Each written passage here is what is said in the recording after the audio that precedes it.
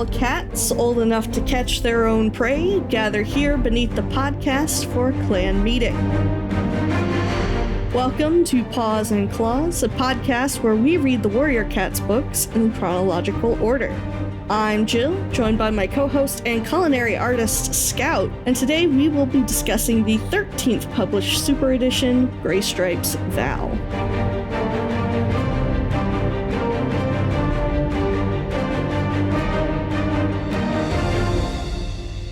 Scout, how are you today? I am so good. When in doubt, put that extra pinch of salt in. This is my culinary tip. Scout regaled us earlier today with a discussion of one of the recipes from her family's recipe box, which is a Frankenstein of 2 recipes without any actual instruction on how to combine said recipes, which delighted me to no end. I'm so glad you enjoyed it. I think about that recipe so much. And I do, like, at this point, I have a handle on making it, but I just remember the first time that, like, it wasn't my mom making the recipe, it was me making the recipe for dinner, and I opened it up, and I, like, walked upstairs with the recipe to my mother, and I was like, Mother, what is this?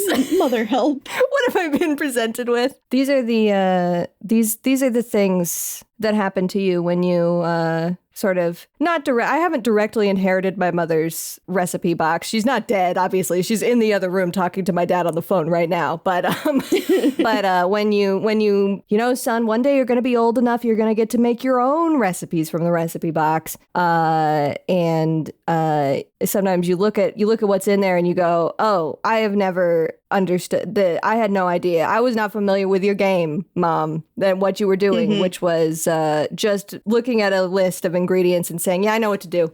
Yeah, it's a good thing. It's a fun thing to be able to do that, honestly. It's a great skill to cultivate, honestly. Like, genuinely, I recommend learning to cook your own food. I mean, we talk about food all the time on this podcast, despite it being a Warrior Cats podcast. So obviously, listener. It's because we always record right in between me and Scout eating dinner. It's true. It's right after you eat dinner, right before I eat dinner. I'm convinced that's the reason, is because I have just eaten dinner and done my podcast prep, and then Scout, right after the podcast, goes to eat dinner. So we both have food on the mind. Yeah, the food is just percolating. But yeah, I mean, just as far as making your own food isn't necessarily like one-to-one a sustainability thing, but like for your own health sustainability, I think it is like just learning to make your own food.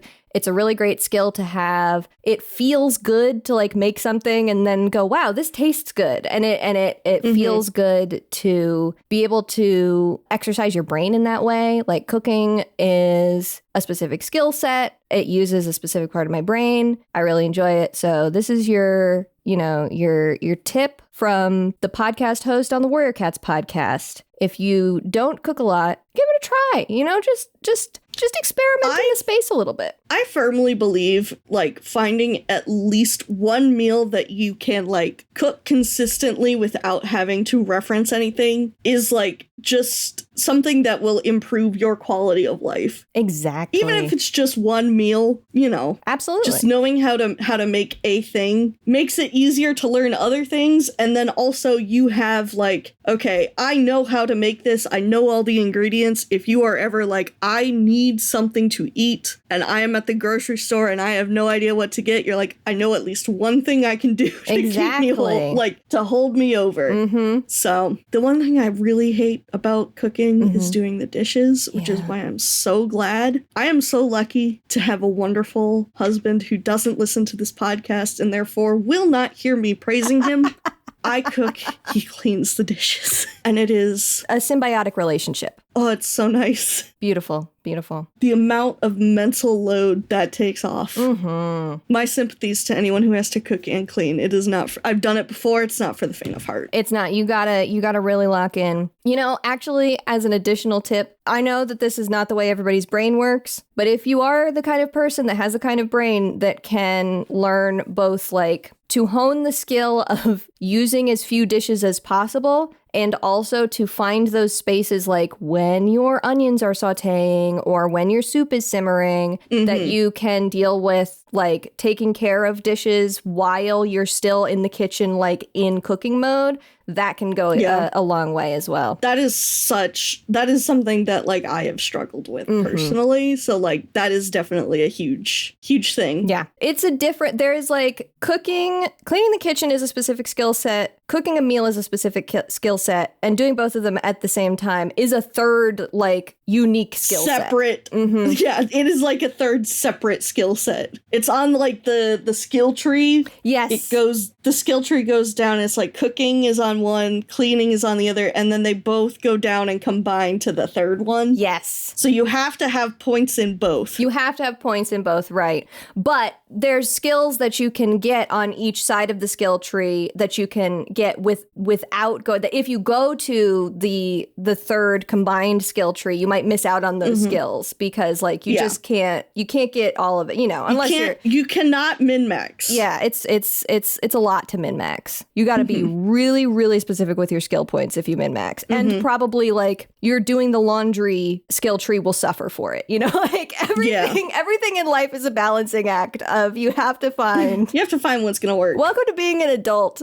Being an adult is basically every day I wake up and inside of my brain is like a Tetris screen, and each of like the things that I have to do in the day are the little Tetris pieces, and I have to figure out how to fit them together so that they don't hit the top of the screen and then I die and then I am simply on the couch for the rest of the day staring up at the ceiling. Exactly. Yeah, that is I think personally I like that better than the spoon theory. No hate to the spoon theory, but I like the idea of my daily tasks being a Tetris game. Yeah, I've always found with the spoon theory, like for me personally, I always feel more like I am filling up than I am depleting something. Like the tasks build up. There's another one that I really like, which is like a bucket of water on an unstable shelf, and the more water you put into it over the day, the heavier the bucket gets.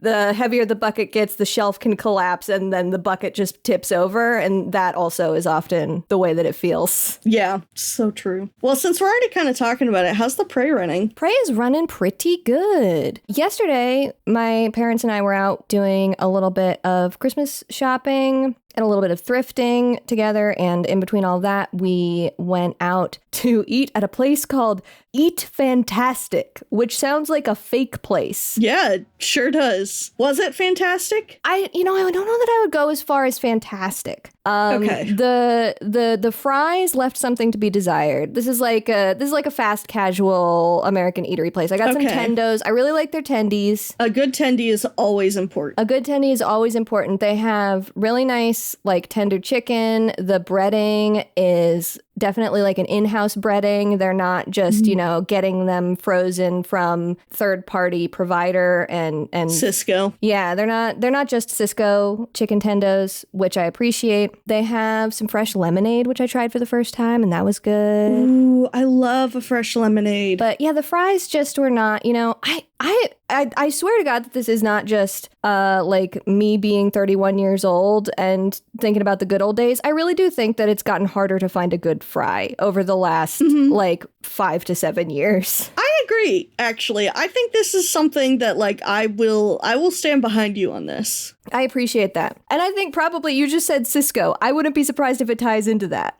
where just like instead of fries being prepared in houses in these places, they're all just getting a frozen fry, and none of them are really being trained on like appropriate frying protocol. Yeah. Because oftentimes it's just like, this just is a fry that hasn't been properly fried, Right. It's too soft, or it's usually too soft. I just feel like I get a lot of fries that are like, I could have used more time in the oil. Yeah, put that boy back in the oven. He needs to cook. Put it back in. But that was really fun. As a family, we don't eat out that often, so it's always like a fun little treat. Now, did this kind of place have, this sounds like the kind of place that would have like an actually halfway decent milkshake. They do have a good milkshake. My mom got a chocolate milkshake, and she was very happy with it. Perfect. That is what I was hoping for. You love to go to, and they actually have like on the paper bag, they had a timeline of like, this is when our establishment started in the 70s, and like here is each year they put on each year that they like added a new thing, and milkshakes were all the way in like the 90s. They didn't add milkshakes till the 90s. I was like, wow, they added milkshakes late. They were late to the milkshake game, but they're doing a good job with it seems. Yeah. My favorite thing about this place is that they have the sign that is sort of posted directly outside of the establishment is like, first of all, it has a really tall, like skinny pole, and at the top is a very small red sign that just says in big white letters, all it says is eat. And I'm thinking about that all the time. I think it's so funny. I fucking love weird signage. Magnus Archives ass sign. You go to the establishment that just says eat. What about you? How's the parade been running for you? It's been good. It's been pretty damn cold here, I will say. Today, last I checked, the weather outside was about 25 degrees and it felt like 12. Whoa, that's a wind chill and a half. Yeah, well, it was fucking windy. It was fucking windy. Like, I could hear the wind while I was cooking at like, what was it, like 4:30 or whatever. I could hear the wind. Mm-hmm. Incredible.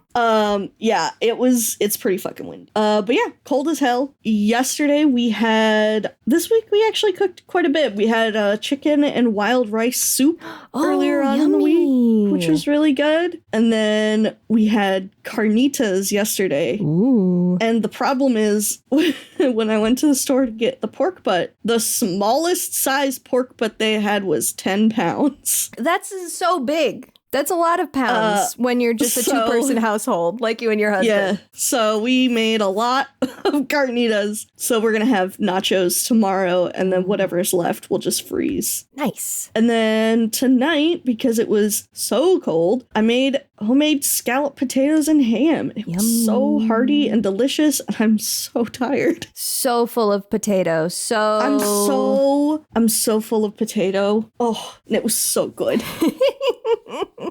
We're gonna have some leftover. We got some leftovers from the freezer coming out tonight. Gonna have some leftover navy bean soup, which we made a couple weeks ago. I've never had navy bean soup, actually. I think in the past I have not been a big fan of navy bean soup, but I have, I've grown up, I've matured, I've really come around on like a bean soup. And it was good. I'm not a big fan of like a cannellini bean, but as far as white beans go, I like a navy bean. Okay. Hell yeah. And it's got just your average stuff. It's got, carrots and celery and onion in it. Your mirepoix. Yeah, your mirepoix. And some ham, like some chunks of ham in there for flavor. Gotta get them big old hunks of ham. Yeah. And it's just a nice soup. Probably have that maybe with some bread. I think we've got some bread lying around, a nice piece of buttered bread with a hot soup is a good time. That's actually, so next weekend, we're having some friends over to play a legacy board game. Yes, fun. And she's gonna make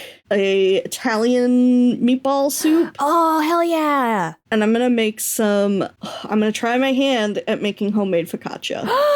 Yes. I'm so excited. Yes. Oh, soup. I'm so excited. Soup and board games, and we're going to be wearing pajamas and chilling. Let's go. We'll have a crock pot full of hot chocolate. Yes, man. Yeah. It's going to be great. Anyway, that's a lot of food talk, I feel like. That is a lot of food talk. My recommendation, now you already have a lot going on, but I just always think it's fun when you have an Italian meatball soup to also make an Italian wedding cookie, because it's like the two round Italian foods. Yeah, I wish I could, but You're going to be busy. I'm going to be busy cleaning. It's that time. Cleaning and making we were just bread. talking about the Tetris. You're gonna have those big Tetris pieces. You got those squares that you're gonna have to fit them in. Big squares this week that are all cleaning. Big squares and those big long bits with the one thing that goes off the side. With the one that goes off the side. Those are always so tricky. It's so much harder. Yeah. Anyway, we got some covers you wanted to talk about. Yeah. I was really pleasantly surprised that I had two cool covers to talk about for this Super Edition. One is the traditional Chinese language edition. I say traditional Chinese language edition often on here. These are the books that are released in Taiwan, if anybody's curious.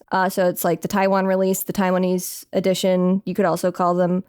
This one I just love. It's so pretty. It's so pretty. It is Graystripe sitting and looking at the moonstone. And Graystripe's fur is just like so lovely looking here. He is staring up at the moonstone with these really bright eyes. I love the textures. I love the layering of like the stones in the background, the moonstone, the rocks that are around it, the sort of window out to the sky and the hills outside with the sort of lightning coming down. It's really pretty. And it's gorgeous. I wanted to call this one out, especially because another one of my favorites that we have seen this year is the one that I missed the first time we were reading Mothwing's Secret and then mentioned, I think, like 1 or 2 episodes later. I'm almost certain that this is the same artist. I could not find an artist credit on any of like the sources of where I'm finding these images online, but just like style wise, I'm almost certain that these are the same artist. Yeah, the texturing of the fur looks very similar. Mm-hmm. And the sort of use of different colors and layers for the background also very similar. So these are both great, and I love it when this particular artist, or at least this particular art style, I'm like pretty sure this is the same person. I love it when these are used. They're so pretty. And then for the simplified Chinese, we've got Graystripe yelling. Dat me yelling. He's really going for it. It's fun. It's a different take on the same scene because it is still Graystripe with the moonstone. But in this one, he is just like fully mouth open, little teeth out, tongue curled up, ears back. Little teethies. Just going, ah. And the moonstone is being struck by lightning in the background. My one thing here is it feels like his mouth is too big. Yeah, it is. His jaw looks dislocated.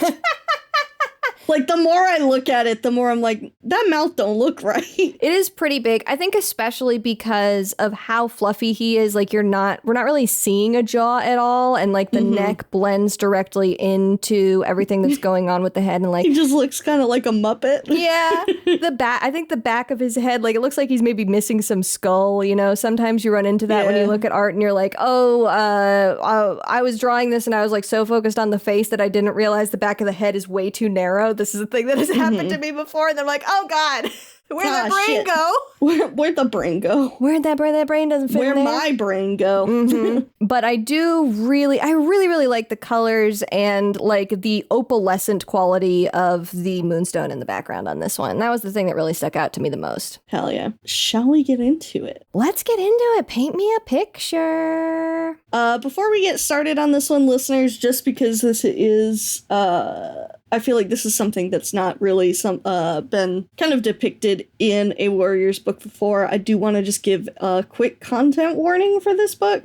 It does deal with the depictions of hoarding, animal negligence, and human mental health crises that tend to go along with that sort of thing. If you are sensitive to that type of content, feel free to skip this one. No hard feelings.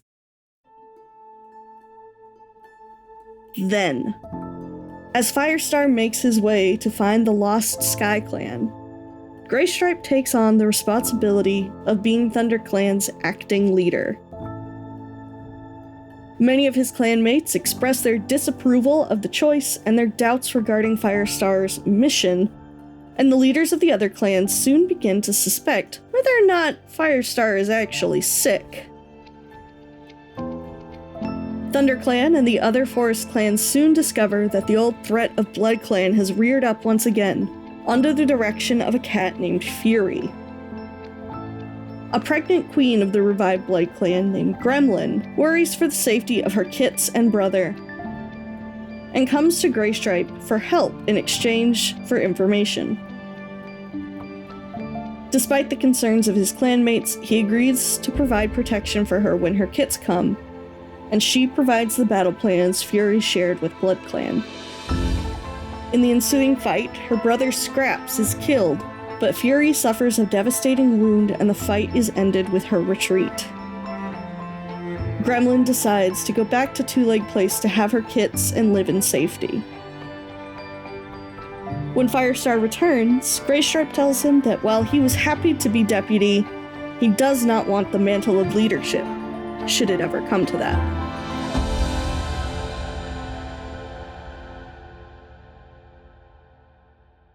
Now, as ThunderClan divides itself around Squirrelflight's leadership, Graystripe and several clanmates make the decision to go on a wander to think about their future in the clan. This little group slowly splits off from one another, but Flipclaw decides to go with Graystripe. The Elder believes an answer to his doubts about his place in ThunderClan might be answered with the tribe, more specifically with his son. While his time in the mountains is rather nice, he speaks to Stoneteller and learns that there will be more to his journey. Flipclaw is injured in a rock slide and stays with the tribe to recover before deciding to head back to ThunderClan.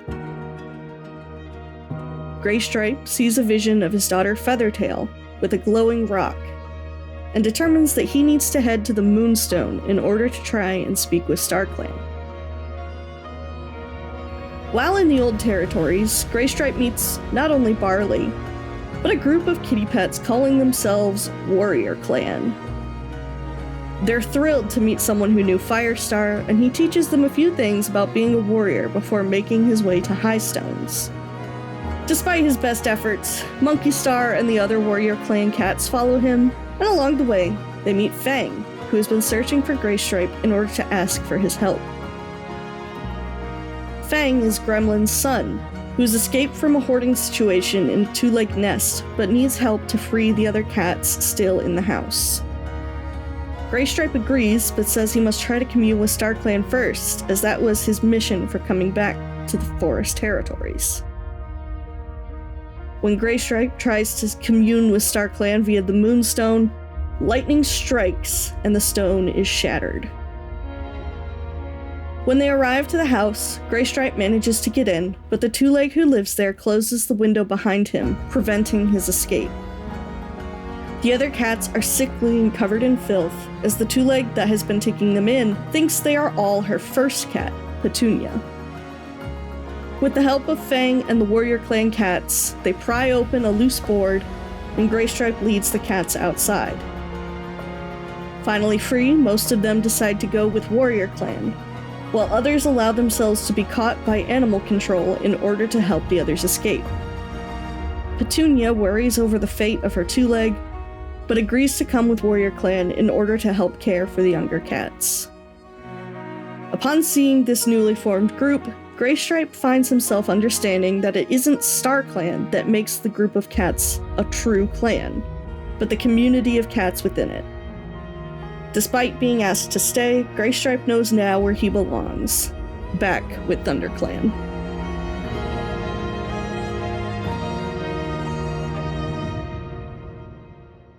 What's our vibe overall? He's going home. He's going home.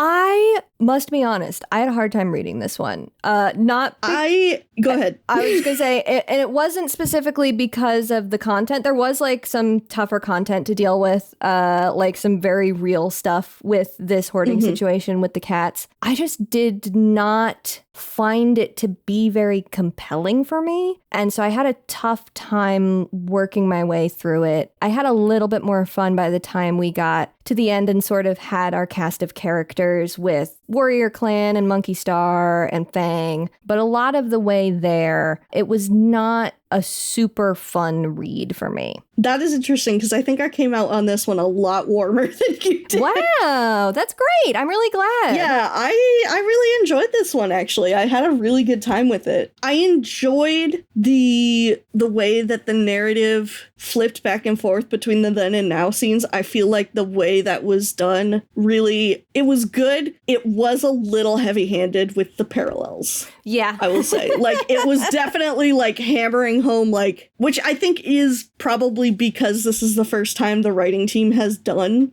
Yes. a like telling two parallel stories at the same time kind of thing. Like it was very much like, all right, we're going to tell this story. And then in this chapter that happens now, we're going to see how those consequences have carried through years and years later. And it's like, yeah, we know. We get it. So it was like, there were times where this book was a little bit heavy handed for me. And I definitely think that the scenes set in the past were nowhere near as compelling as the scenes set in the present. But I think it was an interesting choice to make, and overall I had a pretty good time with it. That's great. Yeah, I don't know if it was just oftentimes mood can really affect the way that you go into a book, and I just was not in a mood to fully give myself over to this one. There were a lot of Very things. fair. There were a lot of things I did like, a lot of things that I didn't like so much, and I'll probably get into those a little more as we go into our notes section. But I'm really glad that you had a good time. I'm so glad you had a better time than me, because I really struggled to get through this one. I will say I went into this book completely convinced Graystripe was going to beef it by the end. That's not surprising, because you don't have the context of I have read the rest of this arc, and so I know a little bit more about how Graystripe plays into stuff. I knew that he came back, I knew that he didn't die here. But that is so true. As soon as I saw your note, I was like, oh, that's absolutely a reasonable thought to have here. I think you even mentioned it at one point, because we had to push this recording a couple times. Yeah, I think you did mention it. And I mentioned it once. I think it was to our friend Frey, friend of the show Frey. I was like, oh man, I'm not looking forward to this one because I feel like Graystripe's gonna die. He's just so old, and this is a whole super edition focusing on him. Because Raven Paw's novella ended with him dying, death, and I'm like, oh god. So I was like, oh, are they gonna do it to me again? Am I gonna have to be really upset about Graystripe again? Please don't make me do this. But no, I was surprised pleasantly that he did not perish. He didn't perish. Thank God, kind of, actually. I'm glad that he is still alive and going back, because that would have been a really shit way to leave it off with the rest of ThunderClan and him. Good God. Yeah, because it's I don't... It's a rough situation. I think probably a lot of the issue that I ended up having with reading this book is really a lot of it comes from I just simply disagree with the premise.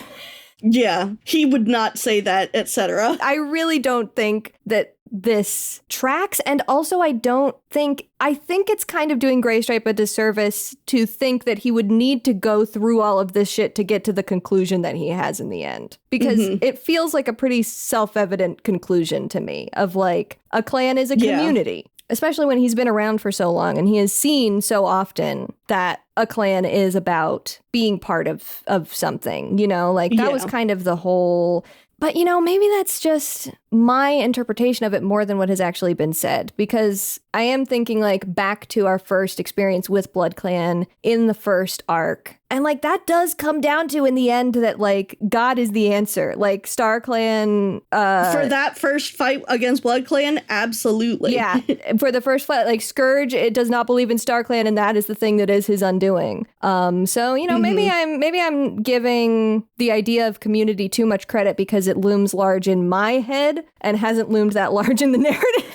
Yeah, well, and I think especially with the way that the Broken Code has been going so far with, StarClan being silent and ThunderClan, basically shattering in the wake of that. Yeah. Not just because of the imposter. I mean, mostly because of the imposter, but StarClan being silent was, the reason that he was kind of able to gain such a foothold. I do think it is an important thing to hammer home, and I think it does make sense as a conclusion to this story. Would it probably have come across better if it were some cat other than Graystripe? Probably. Yeah. But I think Graystripe as a character, I genuinely think, and this is something I'll get to in Sharing Tongues, I genuinely think Graystripe is a character that is so much the face of, everybody loves this guy. So, they really wanted it to be, he is a vessel for this particular message that they want to get across, because they know people are gonna pay attention to something about Graystripe. I like that reading of it. I will say, other than the like laughing at the way that Graystripe was reacting to Flipclaw reacting to being turned down by Flywhisker, my first note is not until like halfway into the book, which is kind of crazy. Yeah, well, the first half of that book, not that much happens really. That's so true. I did really like seeing Stormfur again. I feel like he was maybe a little bit too rough with his father. There were some moments where it seemed like, okay, dude, maybe calm down a little bit. Especially in the end. Yeah, but it was good to, I feel like this, and again, it's probably because we spent like 10 minutes with them, but this is definitely like one of the better tribe interactions. I feel like since Tawny Pelt's clan, the writing team kind of got on a good foot with the clan a little better than a lot of the older stuff. So like, because Flipclaw was like genuinely thinking about staying, and then the reason that Flipclaw decided, oh, I'm gonna go back to the clans, was not for like, we do things better. It was, I don't like this territory because I got buried in a rock slide. Yeah, because they Mulan'd me. So I definitely think it was a much less icky situation with the tribe this time around. There was not a bunch of clan superiority here. Exactly. And there was even like in the exchanges that Graystripe had with Stoneteller, like there was a lot more like respect for the clan's way of life and everything, and just the actual like written voice frames the clan a lot better here than in a lot of that older stuff, where it's very much like this weird tribe. These cats don't know what they look at these poor tribe cats. They don't know what they're missing, not being a clan and being a tribe instead, Yeah, exactly. Before we get too much further in, I am really curious, just like, how do you feel about a midquel? This is kind of like two midquels. Yeah, I mean, I don't mind it as long as it's, and this has been kind of my complaint with a lot of the super editions, and I think it's one of the reasons I liked this one a lot more than some of the others, is I like it when it is telling a new story that takes place off to the side.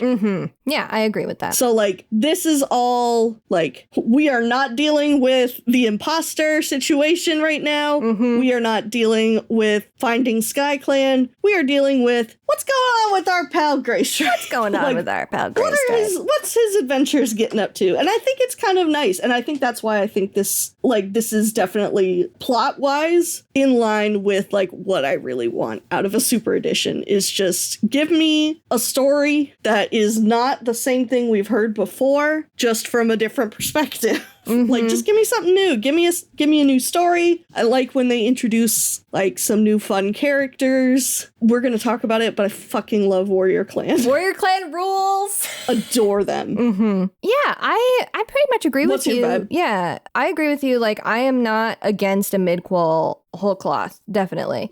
I think I find the stuff in the past with Graystripe in this book feels more like retreading stuff that we already know about, because I think specifically because this is coming after we have already read in the past a bunch of the graphic novels that sort of dealt with bits of this. Like a lot of this feels so much like the Ravenpaw manga. Even though it is a different event with Blood Clan, it's just sort of the same thing of like, the Blood Clan has come back and we have to deal with Blood Clan again, and we have to, get rid of Blood Clan another time. Which is, in most instances, I think a lot of readers who come to this book probably wouldn't have the experience of reading the Ravenpaw manga. Like, I generally think that the manga probably has a much lower or just different reader base than the people that are reading the books themselves. But for me, I really struggled with the past stuff because it all felt very close to conflicts that we have dealt with before. But there are new things in here and like interesting twists. I really like Gremlin and the sort of idea of Gremlin being this turncoat that becomes like an informant. I think that's really fun. Yeah, I definitely really like that aspect of it. One of the things that we haven't really been able to do this in a long time was just being able to point at the book and be like, hey, I know that guy. I miss that guy. Yes. That was me. That did really make me happy. That was me as soon as they mentioned Smudge. I was like, Smudge mention!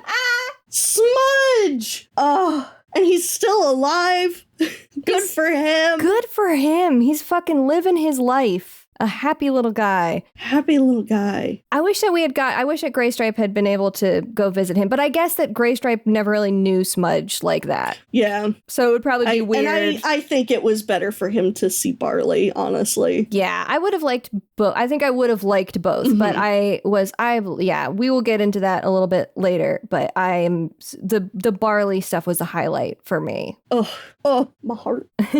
That was my first note, was like, oh my god, Smudge. Oh my god, Smudge. We haven't heard of you forever. I know him. Yeah, Smudge is like, I love that he's just still kicking around and he is still like telling all these stories also. I bet everybody at the fucking cat water cooler is like, here comes Smudge and he's going to tell us all about those cats in the forest that don't live here anymore. All right, Grandpa, put it away. And now his best friend was the savior of all of them. Like, okay, sure. Sure, Smudge. Wow, yeah, I don't actually have a ton of like specific notes. I've just pointed out like certain like moments that I really enjoyed. So I would also like to mention how fucking like the fire gray in this book goes insane. There's so many moments where Graystripe is just thinking about everyone he loves, and he's like, and of course Firestar, it's always Firestar. Firestar is always the last one. And I'm like, hey, my guy, y'all should have kissed. Like, listing Firestar after his wife and his other wife. His wife, his child, his other wife, another child, and Firestar. And then he says Firestar's name again in that same sentence. He's like, always Firestar. It's like, damn, buddy. I know what you are. Bisexual. I know what you are. Bisexual. Yeah, I've always been somebody who has said, like, I don't know that I directly ship Greyfire, but I understand it. This book is very much like, Graystripe was in love with Firestar, at the very least. He very much, like, and that's not even, like, the only moment, but there are so many moments where he is, like, it is so blatant to me that he is, like, he will never be over him. Yeah. And I think there's a lot of like those moments that are more enjoyable for me if I'm reading it through that lens than the other lens that I think it can come down on, which is like, I think some moments in this book feel a lot like they aren't giving Graystripe enough credit of like that he can think for himself, because there are a lot of moments where he's like, I just wish that I could talk to Firestar about what's going on. Sure. I can't make a decision without Firestar. And if you're reading that more of like a pining or like a really missing a loved one, I think is a more generous and like more fun reading. And I was often more caught up in like, he can do things without Firestar. Graystripe is a very like competent cat. I think I lean more towards him trying to like wanting to contact Firestar as being like more of the like missing a loved one, because he does the same thing at the beginning with Millie, where he is like, I miss Millie. She always knew what to say. And he like has this whole conversation where he's imagining what she would tell him. And he's like, oh yeah, you're right. And she's like, yeah, duh. Of course I'm right. And he's like, man, I miss my wife. I miss my wife. Yeah, it works much better for me in the present stuff. In the past is a lot of times where I'm like, he could do this without being like, oh, I miss Firestar. I wish Firestar was here. I can't make a decision without him. But also, like, if I was in that position, I would miss Firestar too. So Like, damn, yeah, actually. I would miss him too. I would miss him too. I am very curious if this was just a me thing. I thought the authorial tone was very different in this book. No, the voice was weird. Okay, I'm so glad that I wasn't just making it up in my brain. There were certain word choices. Like, there's one point where on the same page too, Graystripe calls the window Clearstone and then also glass. Says glass. And then there's a lot of, like, the diction is very different in this book. Yeah, and it's so weird because it's Cherith Baldry, who we've read a gajillion books from. So I wonder if, again, this is an editor touch. Mm-hmm. Or if maybe Cherith Baldry had, like, another ghostwriter that was working on this with her, you know? Yeah.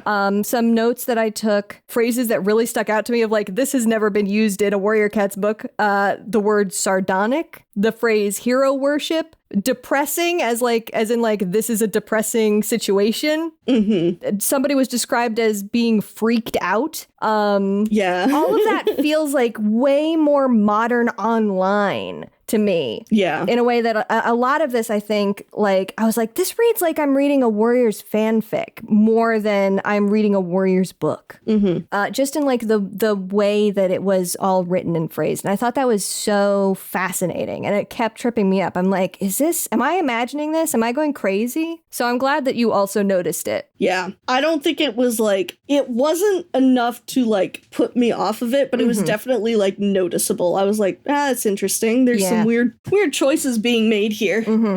Even in I think it's in that scene with Flipclaw getting rejected by Fly Whisker, where Graystripe goes, like, thinks in his head to himself, thinks, oof. And I'm like, that's a thing I say. That's not a thing Graystripe says. Yeah. I thought that was really funny. None of it is like, I can't believe the Roblox oof is canon in Warriors. Damn. Yeah, I don't think I would go as far as to say, like, it's bad. It's just, like, distinctly different in a way that I kept catching and being like, this is kind of weird. And just something 100%. Yeah, something I would be so interested. There's another instance where I'm like, I want to know what was going on. I wanted to be a fly on the wall. I see your cursor next to my next. Oh, sorry. My cursor is actually on Tumblr, where I just saw some Alderheart and Needletail art.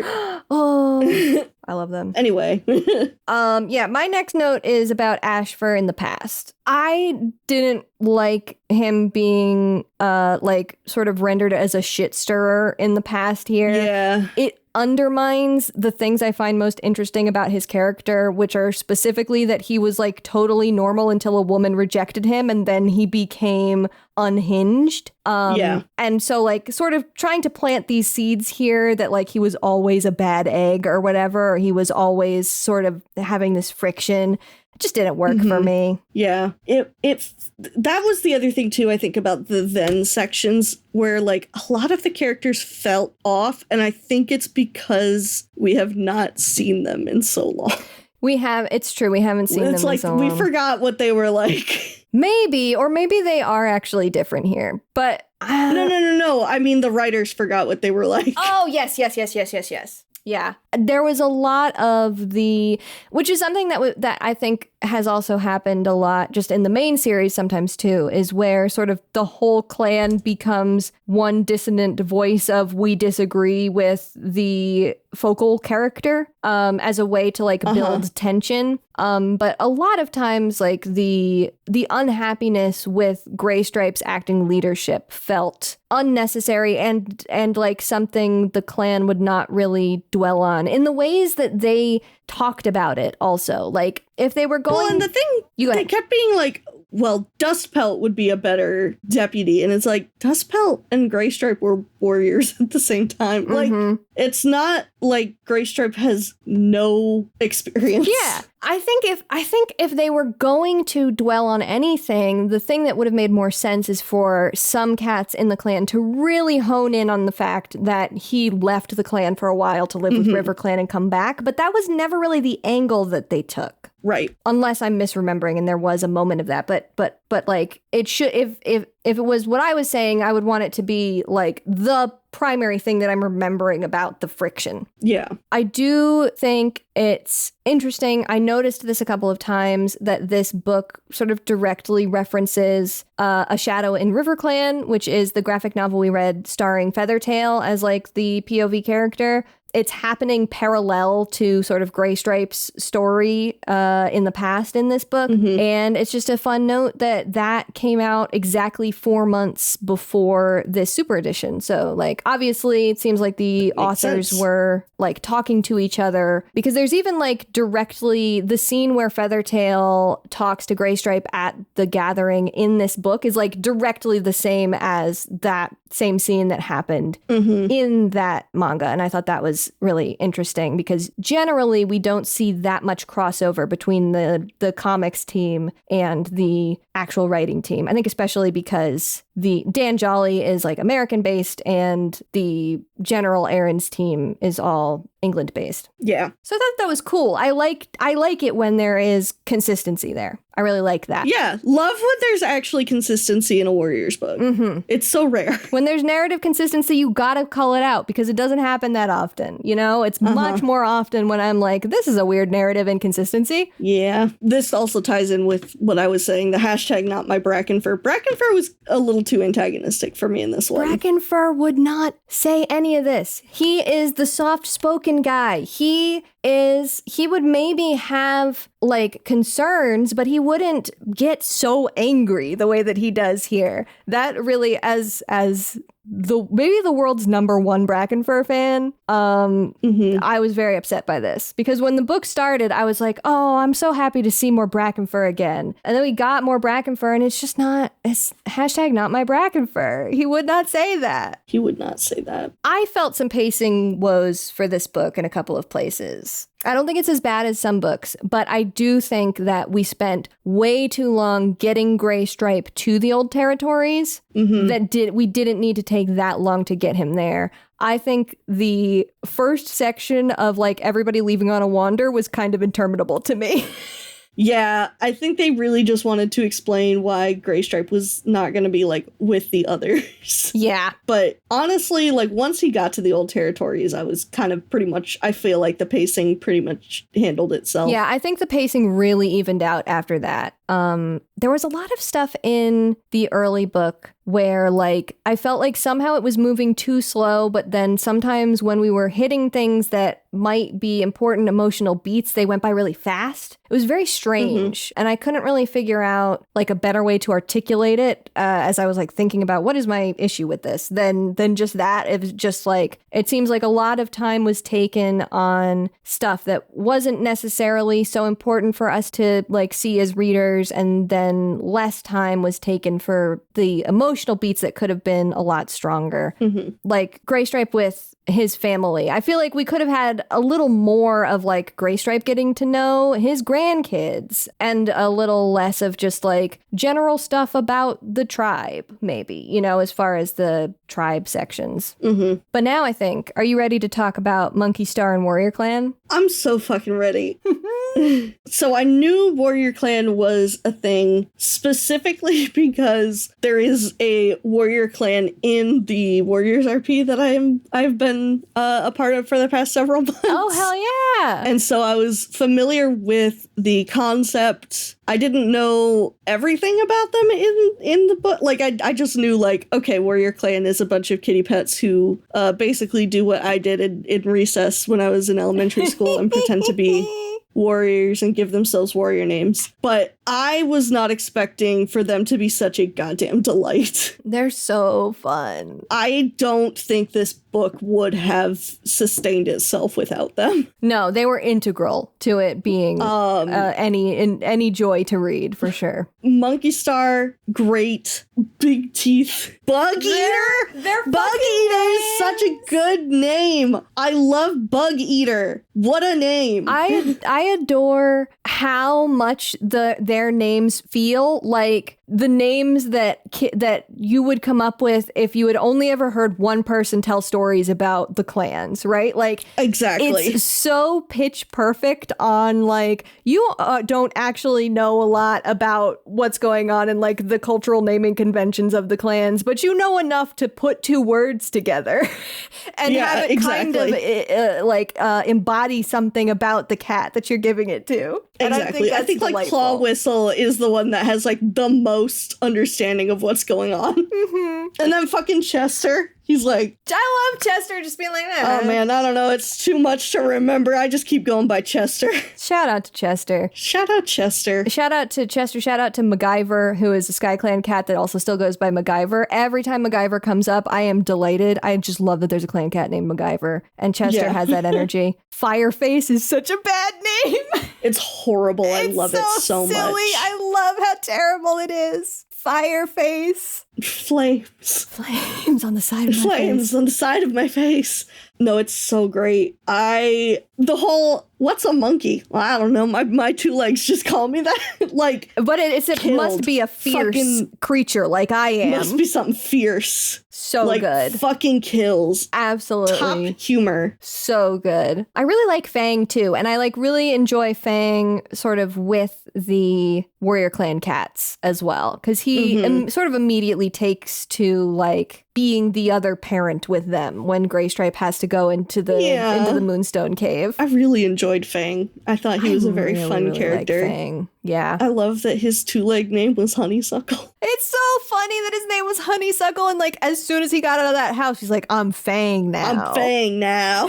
I gotta impress Graystripe. Call me Fang. Call me Fang. And everybody in the house is like, oh, you mean Honeysuckle? He's like, guys, I'm trying to have my cool name. Come on. I'm trying to be cool in front of Dad. Yeah, I think WarriorClan was a delight. I think they were great. I really liked how, you know, the times that we've seen Barley, he has gone from, I want to be alone, to, okay, well, Ravenpaw can stay, to, well, I guess these kids can hang out a little bit, but we're gonna take them somewhere different soon, to now, like, I'm too old for this shit. If you guys want to just kind of run around and catch mice in the barn, like, do whatever the fuck you want. I know. I love how much the WarriorClan cats, like, really love Barley. It's so cute. Barley? Everybody loves Barley, and everyone should love Barley, and Barley is the #1 warrior cat character of all time. I'm obsessed with him. I love him so much in this book, just being old as balls and so tired, but still... And he misses his husband. Every day, every heartbeat. I'm gonna Jesus Christ. Throw up. That line took me out. And the fact that this is before, like, this is published obviously before this year when we officially got canonized, like, explicitly stated Raven Barley and Raven are mates. But the way that I think the way that they kind of code it into these later books has been really well done, because there is a moment, like, in that moment, you know, Barley's talking about missing Ravenpaw, and Graystripe's like, yeah, I felt that way when I lost Millie. And it's like, okay, I see what you're doing here. That's true. You're giving us the hints. I see where we're going. But yeah, oh my god. And the way that there's a moment where Graystripe comes back to the barn and Barley is like half asleep and he thinks that Ravenpaw's back. Yeah. He's half asleep and he calls out to Ravenpaw. Come on, man. Kill me, throwing myself into the woods right now. Throwing myself in front of a monster on the Thunderpath. Yeah, like Christ, every day. I think about them all the time. I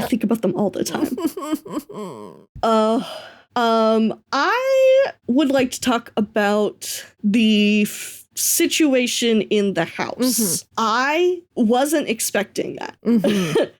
But, you know, it's very clear from the moment that Fang first shows up. He's like, no, I need to go back and get them. There's so many cats there. And you're like, oh no, this is a hoarding situation. And the Warrior series has had a not so great history of dealing with lots of sensitive issues in a very good way.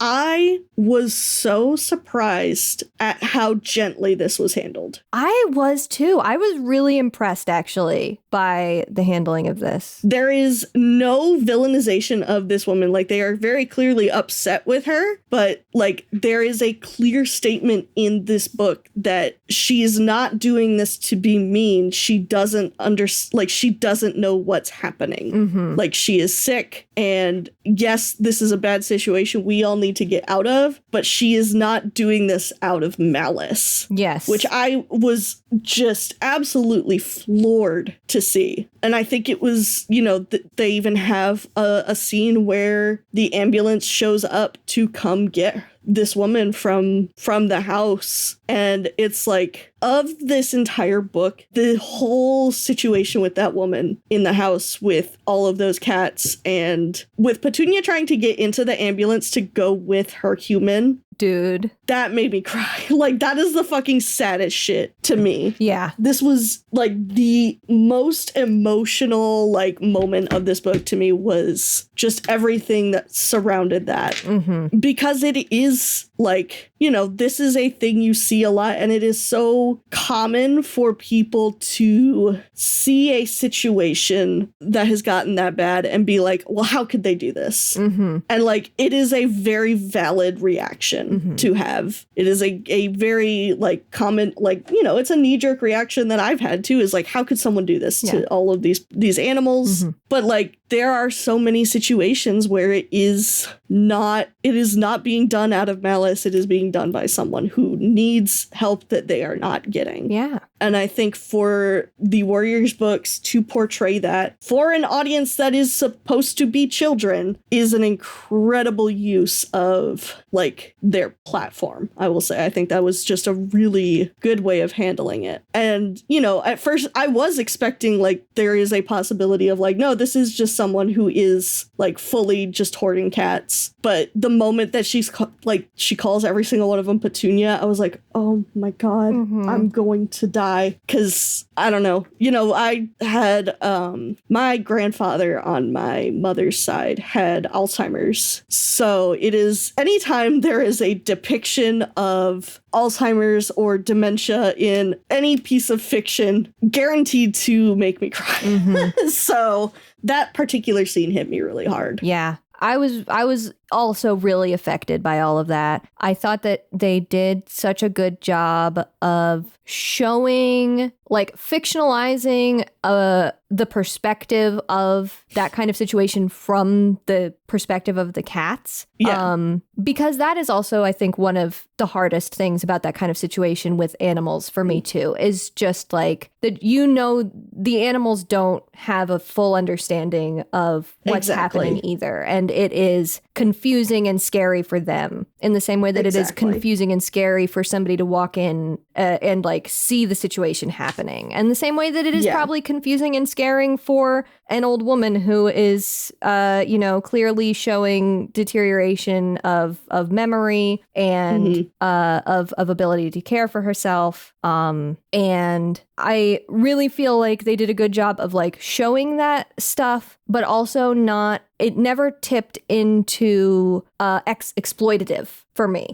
Yes, it was like, hey, this is not a good thing that is happening, but we are not doing this for the shock value. Yes, and they weren't ever really using it as like, so they weren't going for the gross out with any of it. Yeah, they weren't going for the gross out. They weren't going for the shock value. They weren't even making her a villain. It was just like, this is a bad situation that we need to get out of. Yeah. Petunia and her relationship with the old woman was devastating for me throughout this whole thing. I watch too many videos. I get too many videos of shelters who have cats whose owners were old and passed away or went into some sort of care home and couldn't keep their cats anymore. Mm-hmm. I have seen so many videos. I have met so many cats who have been in that situation. God, it's so true. They don't get it and they just kind of shut down, and it's so sad because they've known them their whole life and now suddenly they're gone and they don't know why. I'm gonna start fucking crying. I know, because it's so hard. You can't explain it to them. Yes. Oh, it's so sad. And Petunia was just the way she didn't even want to leave because she was like, well, she won't know where I've gone. Like I'm her only friend. Yeah. Anyway, cats are good. Cats are good. Cats are good. I want to hug my cat. Oh, Zelda. Anyway, let's talk about something happier. Okay. I have a fun little headcanon about Daffodil, who is Fang's girlfriend.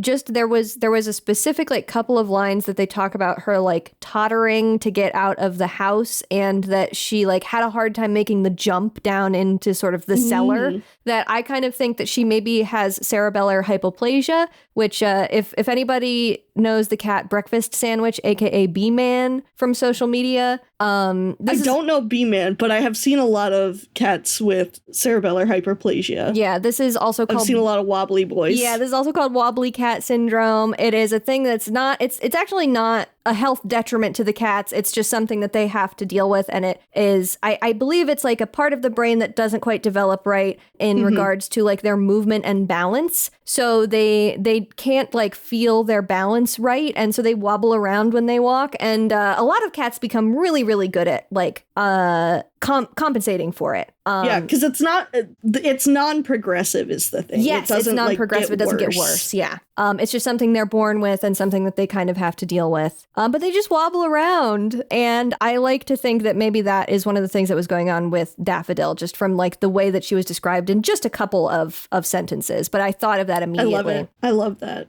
With this whole, I'm going to sort of talk about both of my next notes at once. With this whole situation. Oh God, yeah. I had to grip my acceptance of like the world of warrior cats with both hands and try like not to get caught up in like these neglected animals should have gone to the shelter. They should have gotten proper care. They should have been appropriately rehomed. Like the whole Graystripe being like, you have to live in the wild. The wild is where you belong. It's where you deserve to be. And I'm like, no, get these cats health care, please. No, please get them to the vet. They need shots. Please. But I know, it's like, I have to understand that this is just what Warrior Cats is. And we have to. Every day I read Warriors, I'm like, I have to forget about the fact that I am so staunchly like against cats being outside. Truly, it's I'm like, so... we just have to pretend that I'm not like vehemently against people letting their cats outside. We have to live in a fantasy world. Yeah, we have to live in the fiction of the world. Yeah. As Grayflight said, or Grayflight, that's my OC. Sorry. As Graystripe said, we just have to live in Flip Claw's imagination. We just have to live in Flip Claw's imagination. But yeah, that was really tough. Even though I do really like genuinely enjoy, like, I think of anything that could happen to those cats, the whole being sort of absorbed into WarriorClan and some of them deciding to go find like homes with two legs again. Yeah. Also good. But sort of becoming a larger thing with WarriorClan is the best case scenario for them because it's like extremely low stakes, really, as far as like a warrior's life. It's not really a warrior's life in the same way because they're the only clan there. It's not like they're coming to the lake, you know? And they also, most of them still live with their two legs. But I was, the separation of Fang and Daffodil was really tough because I know bonded pair adoptions are all over Pet Finder. They could 100%. have just gone together and they would have been able to stay together. Like he probably would have gone to the cutter, but like overall they would still be together. No, for sure. I was screaming. I was like, bonded pairs exist. Bonded pairs exist. That was so tough. But at least Daffodil is going to get the medical care that she needs because she was really sick and had like an infection and stuff. Yeah. But that was so tough. I was just like, Fang, go with her. Go with her, Fang. Go with her, Fang. It will be okay. He had to be a wild boy. Just show that you can't live without her and the humans will understand. We have a whole kind of adoption for this. But yeah, I mean, overall, definitely that whole thing was the best part of the book. Yeah, that's, I think, pretty much all I have on my end, notes-wise. All right, I guess it's time for me to come out with possibly my most controversial opinion about this book, which I kind of think that the entire section of the past could have not been here. I agree. I think it could have definitely worked without it. I think you could have made the story work. I think you even still could have had Fang. And like I said, I really do like Gremlin. I think she's a really interesting character and she's a really nice cat. And so because we do have the past, I'm very happy that Gremlin is there. And I think all that is interesting. But like we could have even gone as far as like we had some cats from the clans that stayed behind in RiverClan territory when the clans moved. It was elders, but like Frostfur wasn't that old of an elder when she decided to stay. And so like she could have, you know, found a kitty pet boyfriend and had some kits. And that would have been enough of like a connection to the clans that like he would maybe know who Graystripe was. And they like the meeting, it could have been less that he was like looking for Graystripe and more that he happened upon him while looking for help. Like you could have made the whole Fang thing and all of that still work without the past. I think you could have. I do think that having Fang's whole reason for trying to find Graystripe is the fact that Graystripe made a promise to his mom, and this book kicking off with Graystripe breaking his promise to Squirrelflight and reconsidering his promise to Firestar kind of is the narrative reason that is kind of the thing. That's a good point. Especially because the name of the book is Graystripe's Vow. True, he is making vows. He's making all sorts of promises. That's a good point. That I think that leaves me a little higher on the whole thing. That's a very good point that I hadn't considered as much. The sort of through line of the different promises is a really smart observation. I try. I mean, I think overall our whole conversation has lifted my opinion of the book a lot. Oh, that's nice. Yeah, I came out of it being kind of like, I really didn't like this one that much, and I am sad that I didn't like this one that much. And I think after talking about it with you, I like it more than I did. That's the podcast sometimes. Sometimes that's the podcast. Just like me and Grey Wing. Just like you and Grey Wing. Sometimes we have... One day I really want to... This is like the opposite of that, but I want so badly to make a supercut of our evolving opinion on Spotted Leaf. Because I know... Oh my god, somebody pointed that out in the Discord the other day. I know I started so neutral on Spotted Leaf, and by the time Spotted Leaf left, I was like, good fucking riddance! I want to see the evolution throughout all of the episodes. Like, I really want to scrub through the episodes and find those clips and put them all together, because I think it's so funny. Yeah. So this is from Kitten Puke in our Discord. Develop into disliking Spotted Leaf's Roman Reigns-esque push, all by the efforts of one Cherith Baldry. I think it's just such a way with words. And it's so true. We just like, at this point, I'm a Spotted Leaf hater, which is such a shame because I loved her when I was a kid. Yeah. They just, it's not even like Spotted Leaf herself, I still have sympathy for as a character, but everything that they do with her as a writing device, get her out of here. Get her away. Yeah. Well, speaking of the Erins, should I take us to the Erin Corner? Please do. All right. We have another instance of strange release order. This is the thing that is haunting the narrative of this whole season. This book came out 2 months before Darkness Within, the book that we last read, which is probably the tamest of these weird release orders. But it did mean that the early Lakeside segments had to be carefully written to avoid revealing Ashfur as the imposter, because that had not technically been revealed yet. And I think that's really funny. Yeah. Like they literally had to cut part of a line that I think Flipclaw said in the front of the book because it referenced Ashfur in Darkness Within, and they couldn't have that showing up here because nobody knew about Ashfur yet. That's so funny. This was the first book in the series to be from an elder's perspective. Hell yeah. I guess because Tawny Pelt had not officially retired yet by the time we got correct Tawny Pelt's clan. She retired like at the end of that, so, you know, it wasn't technically. but that she's kind of a cusp, I would say. No, she hasn't retired yet. She hasn't retired Scout. yet, even yet? I thought that she went and she was like, I'm retiring. No, because if you look at the allegiances now on this book, it says Tawny Pelt is at the top of the Warriors list. Oh shit. All right. Excuse me, Tawny Pelt. I wasn't familiar with your game. I thought that you had retired after Tawny Pelt's clan. But I guess she didn't. She just like said, I'm not going to be your deputy. Yeah. Yeah, it was literally like stepping down as deputy. Mm-hmm. So this was the first book in the series to be from an elder's perspective and the first book to ever try covering 2 different time periods. And even though I know I have had a lot of criticisms across this episode about the past time period stuff story-wise, I think that the idea of splitting the book into past and present was really fun, and I think it worked like as a narrative device. I think it worked really well. Yeah. It kept things snappy, you know, a lot 100%. a lot like the way the shifting clan perspectives of like this arc leads us to every time we get to an end of like a Bristlefrost chapter and we go to Shadowsight, I'm like, oh, but I want to know what was going on with Bristlefrost. And then we get to like the end of Shadowsight and we go to Root Spring and I'm like, but I really wanted to know what the next thing was going to happen with Shadowsight. And that, like, I think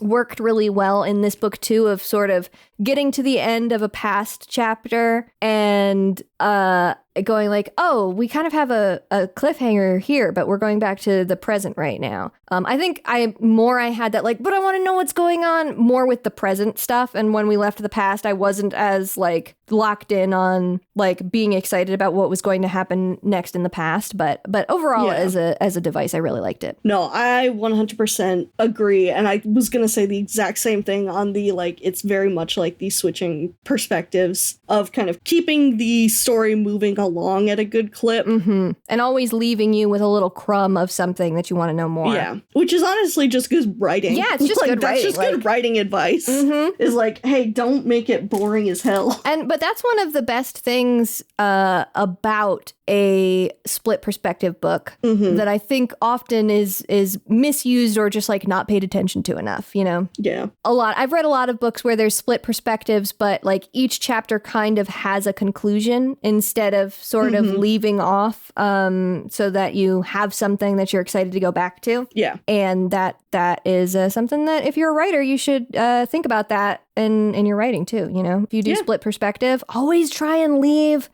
something hanging. Leave a little leave cliffhanger hanging on that cliff, and that's why he's called Cliffhanger, you know? Exactly.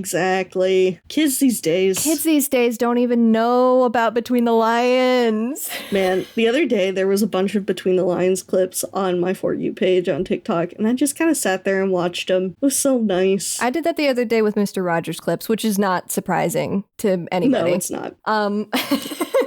I loved Between the Lions. Between the Lions was one of my faves. What a good show. It's such a fun little, like, I like that it's kind of a clip show too. Like they have all their little segments, which is very like, I suppose that's very Sesame Street as well. Yes. But it's just fun. The only one I don't like is that fucking Smarty Pants puppet. Dancing Smarty Dude Pants. scares the shit out of me. Dancing Smarty Pants. I don't like that man.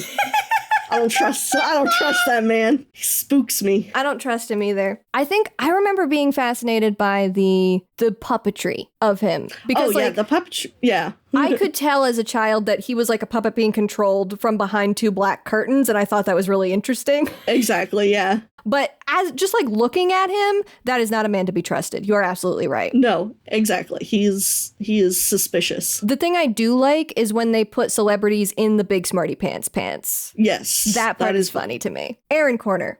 This is kind of a Sharing Tongues crossover, but I was looking at the spoiler discussion page for this book on Kate Carey's blog, and like half of the comments, maybe 2/3 of the comments, were just people that were out here shipping Flipclaw and Feather. Fuck yeah. It was so great. It was so funny. Honestly, real.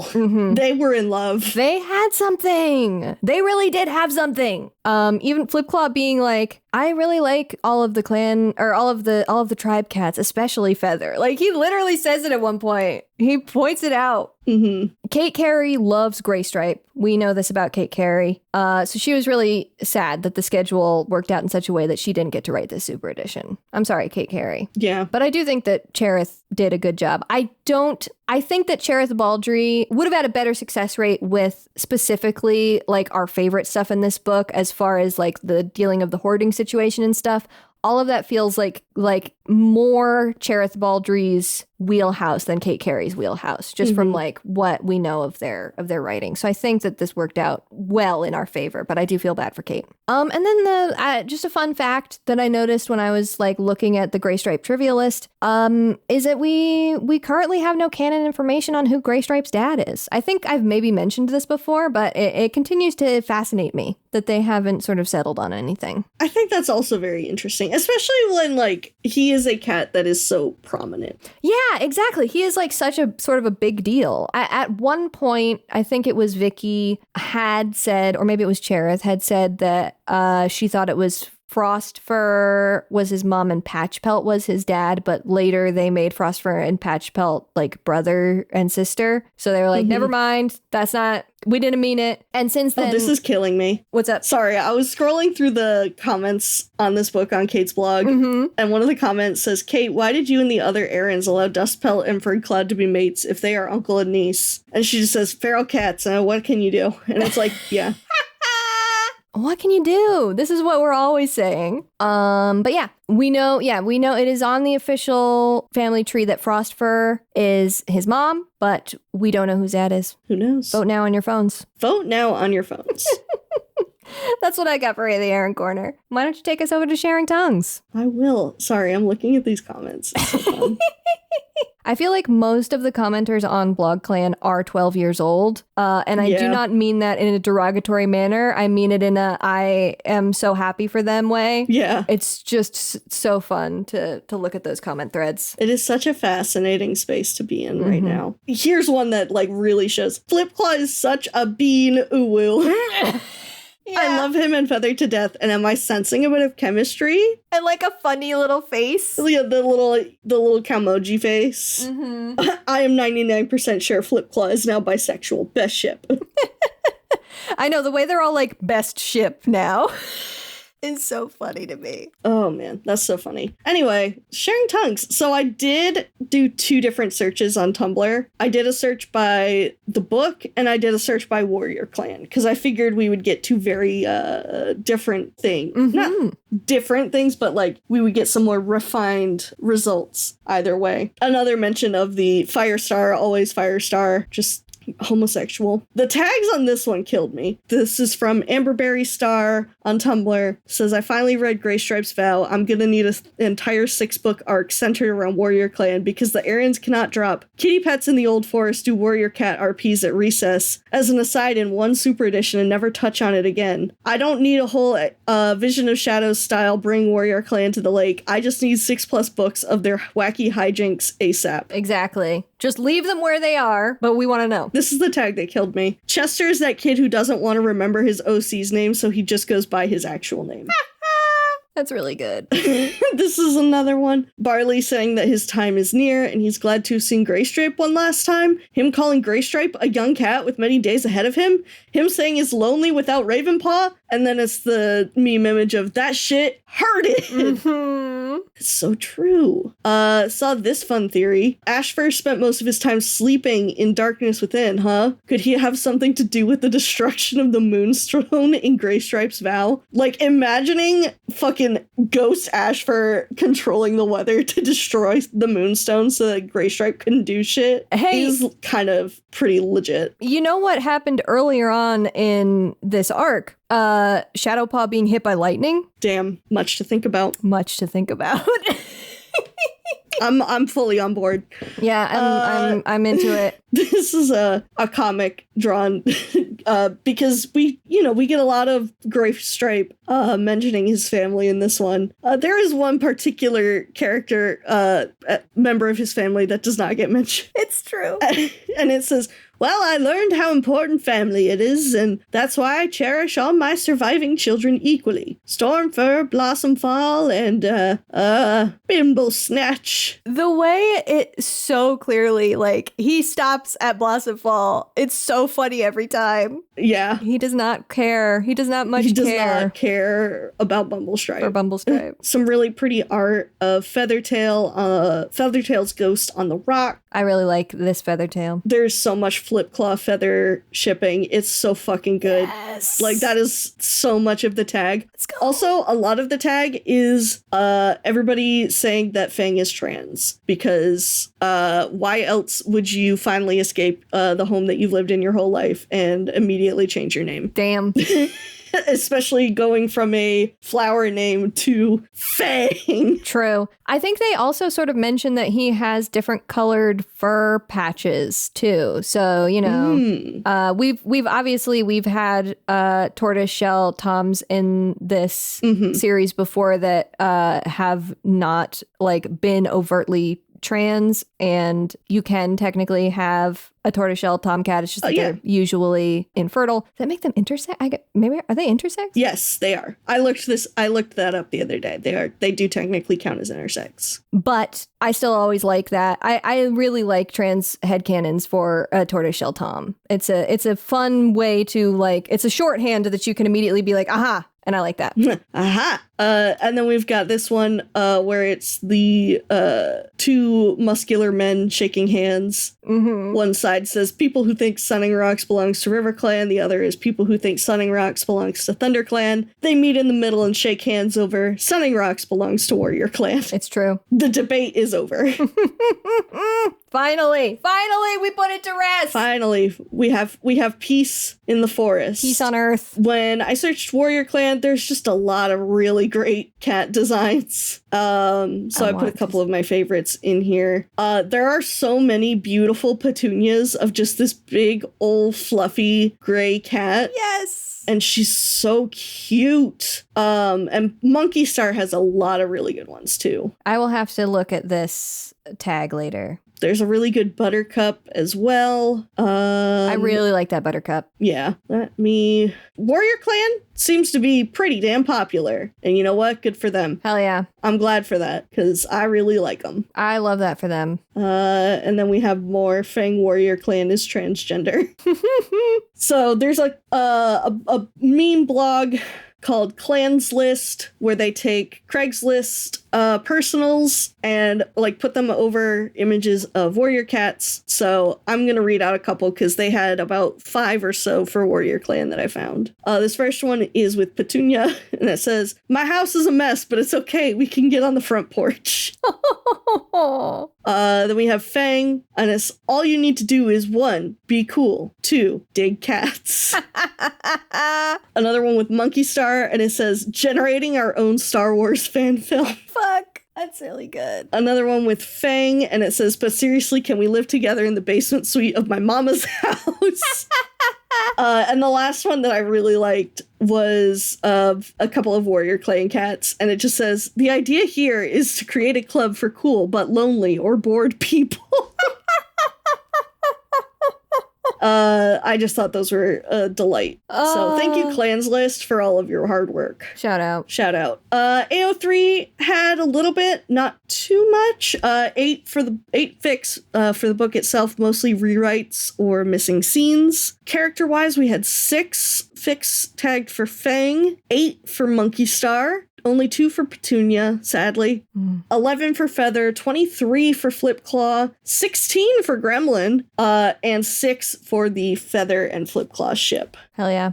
So that's some fun statistics. Storygraph, 4.07 stars with 241 reviews. A really large chunk of the reviews mentioned the nostalgia factor of this book as being a big draw to, like, a lot of them are like, I haven't read Warrior Cats in a long time, but I really loved Graystripe, so I picked this one up. Or, like, as someone who's been reading these for a while, you know, seeing all of the old territories and whatnot, like, was really nostalgic and nice. And, you know, I don't remember if we mentioned mentioned it, this book came out September 2020. Yeah. So I think part of that being that this book is very, very nostalgia heavy and came out right in the thick of all the lockdowns, where everybody was kind of, looking for some solace. Yeah. A lot of folks were getting back into things that they were nostalgic for. That makes a lot of sense to me. Mm-hmm.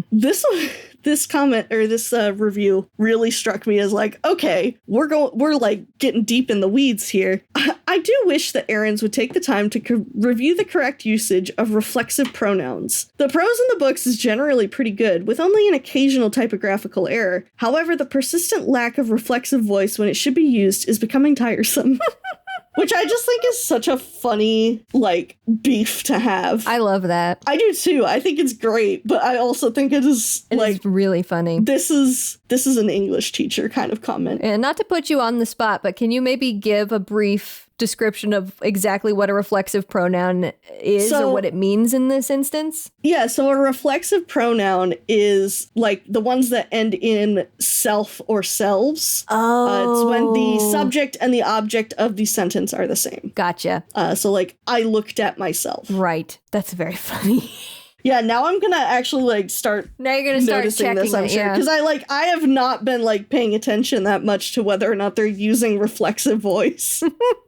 So interesting. This next one, Frostfur could have made it to the Lake Territories. In this essay, I will. She could have. She could have. Another one, but where was Princess? I just want to see my girl and hear how she's doing. There was one moment in the early part of Graystripe getting to the territories where he talked to a tabby with a white belly and paws, and I was like, is this Princess? Is this Princess? And it never came up, and I'm pretty sure that Princess has met Graystripe, so I don't think it was Princess, but I miss her. Princess, I hope you're doing okay. Yeah, shout out to Princess. And there was just a, like we mentioned, feeling there was a general positive response to the depiction of the hoarding situation and it being a gentle and sympathetic means of portraying it. So good to know that we weren't the only ones who thought that. Yeah.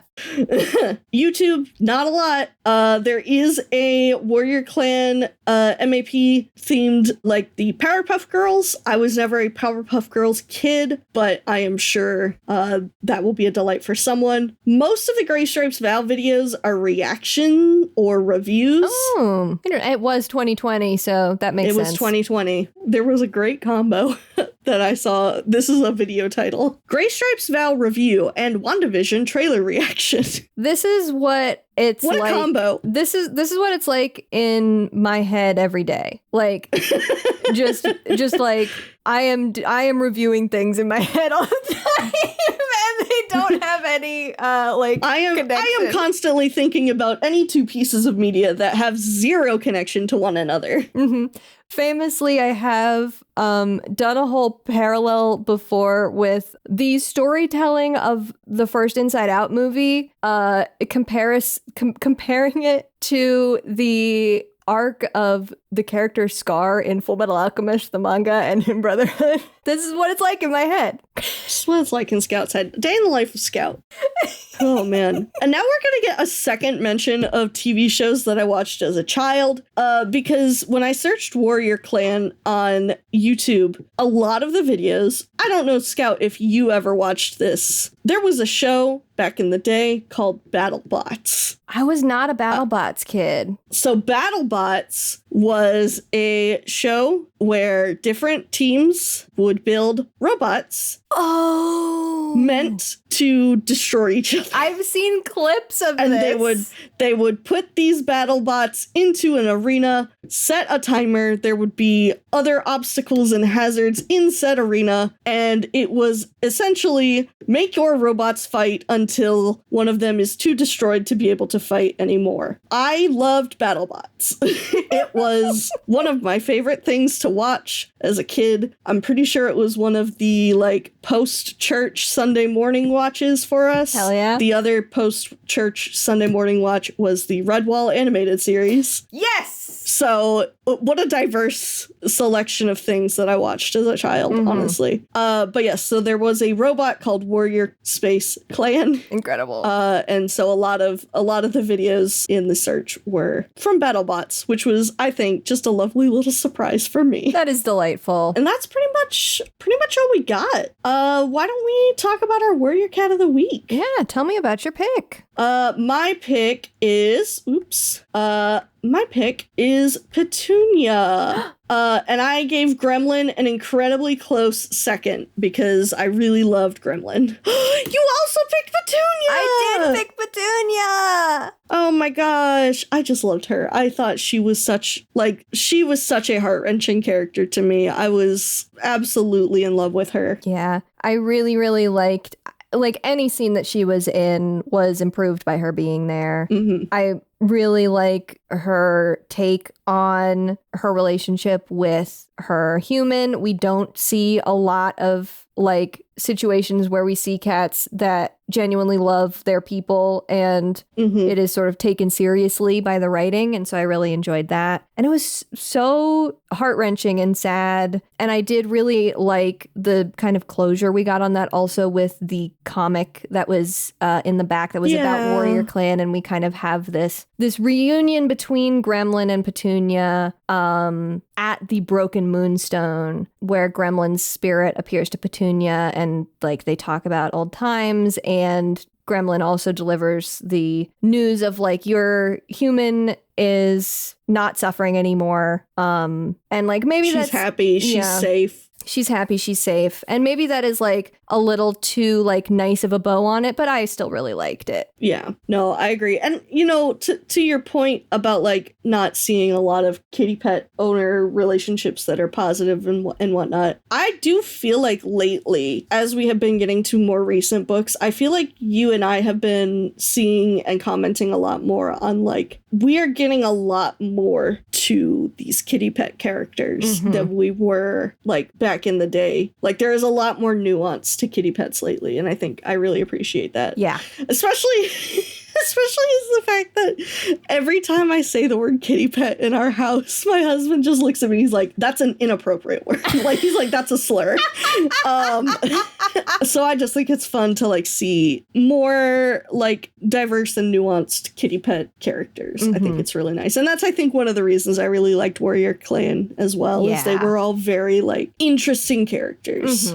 We went off about Petunia a little bit. Do you have anything else extra to say about Gremlin? I also really like Gremlin. I just really liked her. I just think she was an interesting character. I really liked the, like, depth of emotion that we got regarding her, even though she was in so little of the book, technically.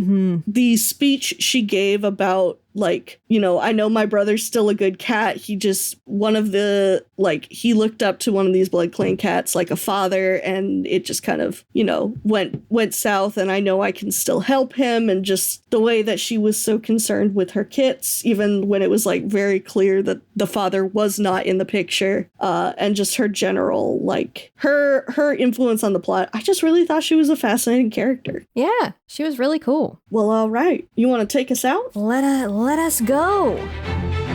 If you have thoughts, opinions, questions, or memes to share with us, you can write to us at pawsandclawspod@gmail.com. That's paws as in what a cat has, claws as in the part of speech, pod as in podcast. We are also on Blue Sky at Paws and Claws, and on Tumblr at Paws Clause Pod. Listeners who are 18 years and older can come join us on Discord, which will be linked in the show notes. We are brought to you by the TWG Podcast Network, which you can find at theworstgarbage.online, and you can find me on Tumblr or Blue Sky at Humble Goat and see the art that I do, including our podcast cover art, at scoutwilkinson.myportfolio.com. And you can find me on Blue Sky at plot-twists or on Tumblr at antique-romantic. Our next episode will be out in 2 weeks, where we will discuss The Broken Code, Book 5, The Place of No Stars, and the novella Daisy's Kin. Read along by buying the books from a local bookstore or checking out copies from your local library. Until then, dear listeners, may StarClan guide your paws.